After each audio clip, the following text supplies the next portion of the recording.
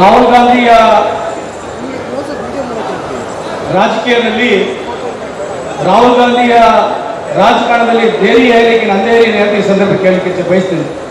ಯಾಕಂದ್ರೆ ಇವತ್ತು ರಾಹುಲ್ ಗಾಂಧಿ ಅವರ ಕನಸು ಯೂತ್ ಕಾಂಗ್ರೆಸ್ ಭಾರತ ದೇಶದಲ್ಲಿ ಬೆಳಿಬೇಕು, ಇಡೀ ಭಾರತ ದೇಶದಲ್ಲಿ ಯುವಕರು ಮುಂಚೂಣಿಯಲ್ಲಿ ಕಾಂಗ್ರೆಸ್ ಪಕ್ಷದಲ್ಲಿ ಸೇರ್ಬೇಕಂತ ಹೇಳಿ ಏನು ರಾಹುಲ್ ಗಾಂಧಿ ಅವರ ಕನಸಿದೆ.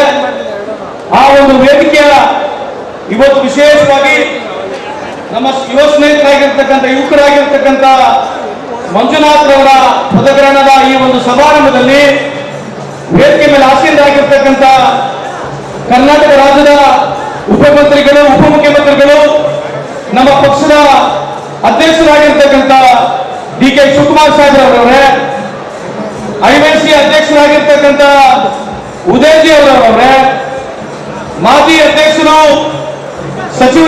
ಈ ಕಂದಾಯ ಸಚಿವರಾಗಿರ್ತಕ್ಕಂಥ ಕೃಷ್ಣ ಬೈರೇಗೌಡರವರೇ, ವೇದಿಕೆ ಮೇಲೆ ಆಸೀನರಾಗಿರ್ತಕ್ಕಂಥ ಜಯಕುಮಾರ್ ಅವರೇ, ಸಂದೀಪ್ ಅವರ, ಅಭಿಷೇಕ್ ಅವರೇ, IYCಯ ಮಾಜಿ ಅಧ್ಯಕ್ಷರು ಸ್ನೇಹಿತರಾಗಿರ್ತಕ್ಕಂಥ ಶ್ರೀನಿವಾಸ್ ಅವರೇ, ನಲ್ಪಾಡ್ ಅವರೇ, ಈ ಒಂದು ಸಮಾರಂಭದಲ್ಲಿ ಪಾಲ್ಗೊಂಡಿರ್ತಕ್ಕಂಥ ಕಾಂಗ್ರೆಸ್ ಪಕ್ಷದ ಎಲ್ಲ ಅಭಿಮಾನಿಗಳೇ, ನಾನು ಜಾಸ್ತಿ ಮಾತನಾಡಕ್ಕೆ ಹೋಗುದಿಲ್ಲ, ಸಮಯದ ಅಭಾವ ಇದೆ. ಇವತ್ತು ಹೇಳ್ತಕ್ಕಂಥದ್ದು 799 ಜಿಲ್ಲೆಗಳಲ್ಲಿ 28 ರಾಜ್ಯಗಳಲ್ಲಿ 8 ಯೂನಿಯನ್ ಟೆರಿಟರಿಗಳಲ್ಲಿ 1,74,000 ಬೂತ್ ಮಟ್ಟದಲ್ಲಿ 5 ಕೋಟಿಗೂ ಹೆಚ್ಚು ಯುವ ಕಾಂಗ್ರೆಸ್ ಇದೆ ಅಂತ ನಾವು ಹೆಮ್ಮೆ ಪಡಬೇಕಂತ ಈ ಸಂದರ್ಭ ಕೇಳಲಿಕ್ಕೆ ಎರಡೇ ವಿಚಾರ ಹೇಳ್ತೀನಿ. ಇವತ್ತು ಬಿಜೆಪಿಯವರು ರಾಜಕಾರಣದಲ್ಲಿ ಮತವನ್ನು ಕೇಳ್ತಕ್ಕಂಥದ್ದು, ಯಾವುದೇ ಕೆಲಸ ಮಾಡಿದೀವಿ, ಈ ದೇಶದಲ್ಲಿ ಪ್ರಗತಿ ಆಗಿದೆ, ಈ ದೇಶದ ಯುವಕರಿಗೆ ಕೆಲಸ ಕೊಟ್ಟಿದ್ದೀವಿ ಅಂತ ಹೇಳಿ ಅವ್ರ ಮತವನ್ನು ಕೇಳ್ತಾ ಇಲ್ಲ. ಅವ್ರ ಮತವನ್ನು ಕೇಳ್ತಕ್ಕಂಥದ್ದು ಕೇವಲ ಹಿಂದುತ್ವ ಮುಖಾಂತರ ನಮ್ಮ ಈ ದೇಶದ ಜನತೆಗೆ ಮತವನ್ನು ಕೇಳ್ತಾರೆ ಬಂಧುಗಳೇ. ಇವತ್ತು ಸಂಕ್ಷಿಪ್ತ ಮಾತನಾಡಲಿಕ್ಕೆ ಇಚ್ಛೆ ಬಯಸ್ತೀನಿ. ಈ ವ್ಯವಸ್ಥೆಯಲ್ಲಿ ಬಹಳ ಯುವಕರು ತಾವು ಸೇರಿದ್ದೀರಿ. ಹಿಂದೂ ಕೋಡ್ ಬಿಲ್ ಅಥವಾ ಹಿಂದೂ ಕೋಡಿಫಿಕೇಶನ್ ಬಿಲ್ ಅಂತ ನಾವೇನು ಹೇಳ್ತೀವಿ, ಬಾಬಾ ಸಾಹೇಬ್ ಅಂಬೇಡ್ಕರ್ ಅವರು ತಂದಿರ್ತಕ್ಕಂಥ ಈ ಹಿಂದೂ ಕೋಡ್ ಬಿಲ್ ಅಥವಾ ಹಿಂದೂ ಕೋಡಿಫಿಕೇಶನ್ ಬಿಲ್ ಅಂತ ಹೇಳ್ತೀವಿ, ಇದು ತಂದಿರ್ತಕ್ಕಂಥದ್ದು ಕಾಂಗ್ರೆಸ್ ಸರ್ಕಾರ ಪಂಡಿತ್ ಜವಾಹರ್ಲಾಲ್ ನೆಹರು ಪ್ರಧಾನಮಂತ್ರಿ ಇದ್ದಾಗ ಇದ್ರ ಬಗ್ಗೆ ತಾವು ಅಧ್ಯಯನ ಮಾಡಬೇಕು, ಓದಬೇಕಂತ ತಮ್ಮಲ್ಲಿ ಕಳಕಳಿ ಮನವಿ. ಎರಡನೇದು, ಇಡೀ ದೇಶಕ್ಕೆ ಸ್ವಾತಂತ್ರ್ಯ ಸಿಕ್ಕಿನ ಮುಂಚೆ ಈವರೆಗೆ ಸುಮಾರು 6.5 ಲಕ್ಷಕ್ಕೂ ಹೆಚ್ಚು ಗುಡಿಗಳು, ಗುಂಡಾಲಿಗಳು, ಮಸೀದಿಗಳು, ಚರ್ಚ್ಗಳು ಯಾರ್ಯಾರು ನಿರ್ಮಾಣ ಮಾಡಿದ್ರೆ ಅದು ಸಿಂಹಾಸನ ಕಾಂಗ್ರೆಸ್ ಪಕ್ಷ ಅಂತ ಈ ಸಂದರ್ಭ ಕೇಳಲಿಕ್ಕೆ ಬಯಸ್ತೇನೆ ನಿಮಗೆ. ಇವತ್ತು 5,000ಕ್ಕೂ ಹೆಚ್ಚು ಡ್ಯಾಮ್ಗಳು ಈ ದೇಶದಲ್ಲಿ ಆಗಿದ್ದಾರೆ, ಕಾಂಗ್ರೆಸ್ ಪಕ್ಷದ ಕೊಡುಗೆ ಬಂಧುಗಳೇ. ಇವತ್ತೆಲ್ಲರಿಗೂ ಹೆಚ್ಚಾಗಿ ಒಂದೇ ಒಂದು ಕಾರ್ಯಕ್ರಮ ಹೇಳಿ ಮುಗಿಸ್ತೀನಿ ನಾನು. ನರೇಗಾ ಅಂತಕ್ಕಂಥ ಕಾರ್ಯಕ್ರಮದಲ್ಲಿ ಇವತ್ತು ಸುಮಾರು 25 ಕೋಟಿಗೂ ಹೆಚ್ಚು ಜನ ಈ ನರೇಗಾ ಕಾರ್ಯಕ್ರಮದಲ್ಲಿ ಭಾಗಿಯಾಗಿದ್ದಾರೆ. ಇವತ್ತು ಸುಮಾರು 5 ಕೋಟಿಗೂ ಹೆಚ್ಚು ನಮ್ಮ ಯುವ ಜನತೆ ಏನಿದೆ, ನಾವು ಐಡಿಯಾಲಜಿಕಲ್ ಫೈಟ್ ನಾವು ಒಯ್ಯಬೇಕಾಗುತ್ತೆ. ಕಾರ್ಯಕ್ರಮಗಳ ಬಗ್ಗೆ ನಾವು ಎಷ್ಟೇ ಮಾತನಾಡಿದ್ರು ಕೂಡ, ಆದ್ರೆ ಈ ದೇಶದಲ್ಲಿ ಮುಂದೆ ಬರ್ತಕ್ಕಂಥ ದಿನಗಳಲ್ಲಿ ಎಲ್ಲಿವರೆಗೆ ನಾವು ಐಡಿಯಾಲಜಿ ಫೈಟ್ ಒಯ್ದಿಲ್ಲ ನಮಗೆ ಕಷ್ಟ ಆಗುತ್ತೆ.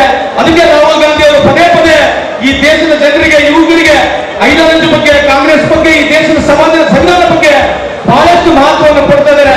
ಅದನ್ನ ನಾವು ಅದನ್ನ ಅರ್ಥ ಮಾಡ್ಕೋಬೇಕಂತ ಈ ಸಂದರ್ಭದಲ್ಲಿ ವಿಶೇಷವಾಗಿ ಮಂಜುನಾಥ್ ಅವರು, ನಿಮ್ಮ ಇಡೀ ಯುವ ಸೇನೆ ಇದೆ, ಕರ್ನಾಟಕ ರಾಜ್ಯದಲ್ಲಿ ಲಕ್ಷಾಂತರ ಯುವಕರು ಇವತ್ತು ಮೆಂಬರ್ಶಿಪ್ ಮಾಡ್ಕೊಂಡಿದ್ದಾರೆ. ನಮ್ಮ ಉದ್ದೇಶ ಏನಿರ್ಬೇಕು, ಮುಂದೆ ಬರ್ತಕ್ಕಂಥ ಚುನಾವಣೆ ಬಿಡಿ, ಚುನಾವಣೆಗಳು ಬರ್ತಾರೆ, ಸೋತ್ತೀವಿ ಗೆಲ್ತೀವಿ ಒಂದು ಬೇರೆ ಪ್ರಶ್ನೆ.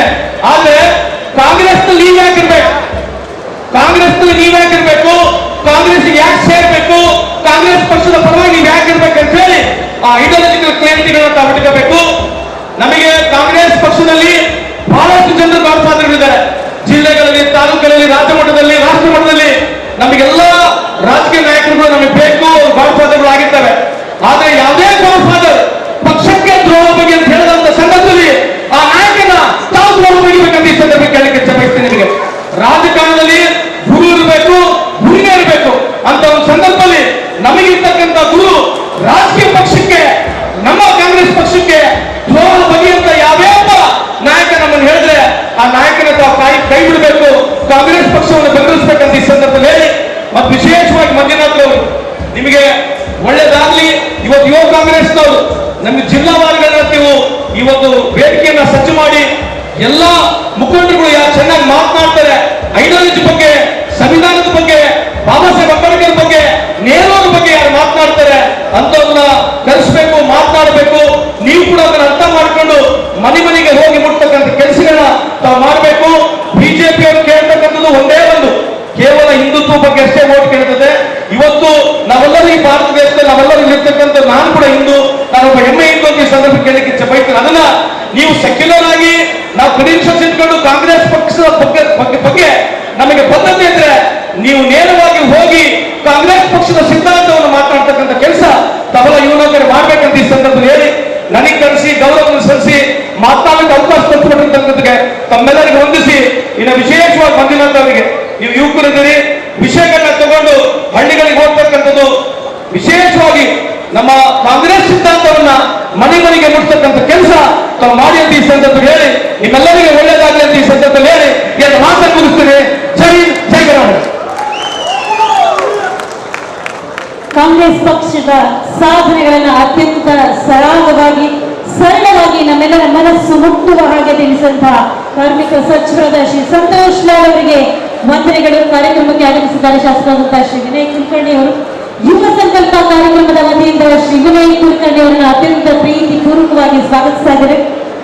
ವೇದಿಕೆಯಲ್ಲಿ ನಮ್ಮೊಂದಿಗಿದ್ದಾರೆ is a very calm and composed but a highly dedicated leader.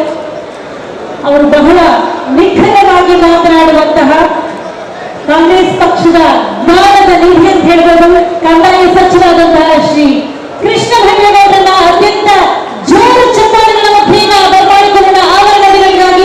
ಹೆಚ್ಚಿನ ವಿಡಿಯೋಗಳಿಗೆ ಪ್ರತಿಧ್ವನಿ ಯೂಟ್ಯೂಬ್ ಚಾನೆಲ್ ಸಬ್ಸ್ಕ್ರೈಬ್ ಮಾಡಿ, ಬೆಲ್ ಐಕಾನ್ ಕ್ಲಿಕ್ ಮಾಡಿ.